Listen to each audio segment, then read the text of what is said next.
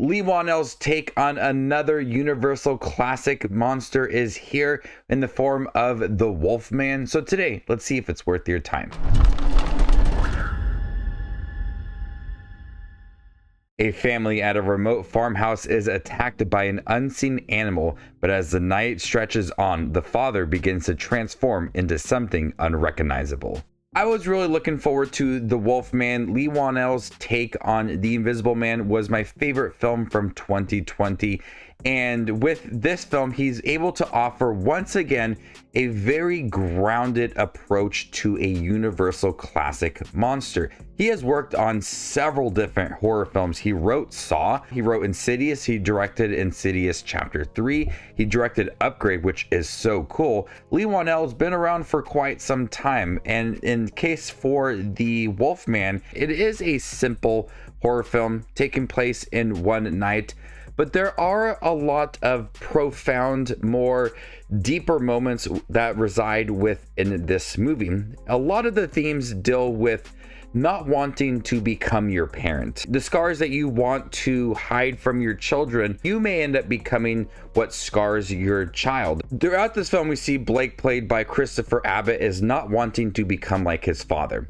And throughout this film, as we have this very slow transformation of him into this wolf, he does not want to become that wolf. That struggle is there to not repeat what you grew up with. And that is where some of the deeper moments lie within this film. There's a few profound lines of dialogue that really made me realize what it is to be a father and some of the struggles that it has, but also the joy of being a father. And throughout this film, we see that he is very connected to his daughter, and his wife, played by Julia Gardner, doesn't have that same connection with her daughter. So we do see a very strong bond within this film. And that's where the film is able to offer up a lot of the emotional scenes, as this very slow transformation is having an effect on his wife and his daughter. Now, this isn't going into full wolf territory, a hairy guy running around in the woods looking like a wolf. This is what I imagine someone that could turn into a wolf would look like. A lot of great practical effects, makeup to sell it as something realistic. When I saw leaked images of what the wolf would look like a few months ago, I was a little bit worried, but there was some great payoff to it. It didn't feel campy, it didn't feel silly, it just felt like a more grounded, realistic approach to somebody becoming a wolf. He has that slow transformation, and that's what's so good about this movie. It's just not a quick scene of him becoming a wolf and he's terrorizing his family. We see that slow, painful transformation throughout this film that is in line with how this film is set up, of him not wanting to become his father, and now he's not wanting to become this wolf. He doesn't want to be the thing that scars his daughter and his wife.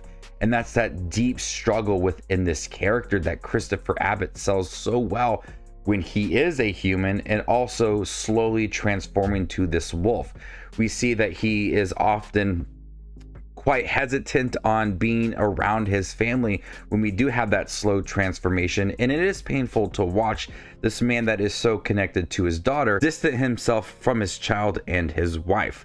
And the way that they are able to capture that slow, painful transformation, it is quite impressive with some of the camera direction and the way that they were able to capture some of the audio and images throughout this film. We are there with him throughout this transformation. As he starts to become more of a wolf, we have more of like this muffled sound throughout this movie that gives it his point of view and how he's reacting to everything and how he hears the world.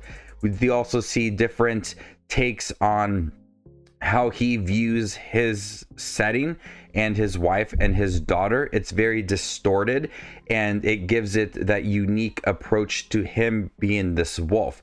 But then we also get how his wife and his daughter are reacting to it as well. So we do have that nice balance of everybody's point of view within this farmhouse and trying to protect themselves. It's a very closed off setting, distant in the woods, takes place over one night, but it gives it that intense atmosphere to the movie that it does feel very isolated, but anything could happen around a corner or the back of the house, anything on the roof. You don't know what's going to pop out at you. It doesn't have a lot of jump scares to it. What makes the film so terrifying is that slow, painful approach to his transformation. And Julia Gardner is also great in here as well.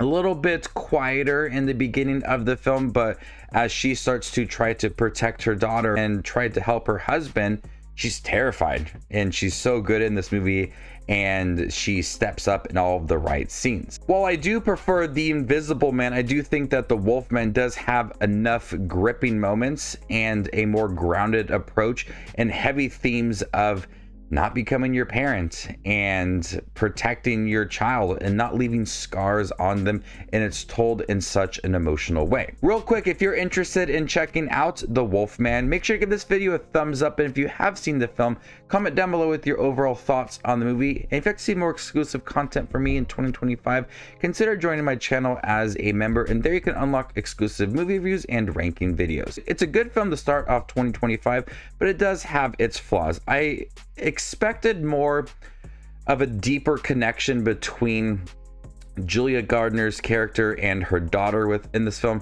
They do discuss that they do feel a bit separated and they don't have that strong connection, but with them protecting each other throughout the film against Blake, played by Christopher Abbott, I thought the film could have offered up a little more emotional moments at the end of the film to connect these two characters just a little more. The film did work hard at having both characters around each other for most of the film, so I expected that there was going to be a scene or two at the end that they would feel a little more connected, and I just did not get that within this film, because it's them against this wolf, and that's probably going to connect them eventually later on.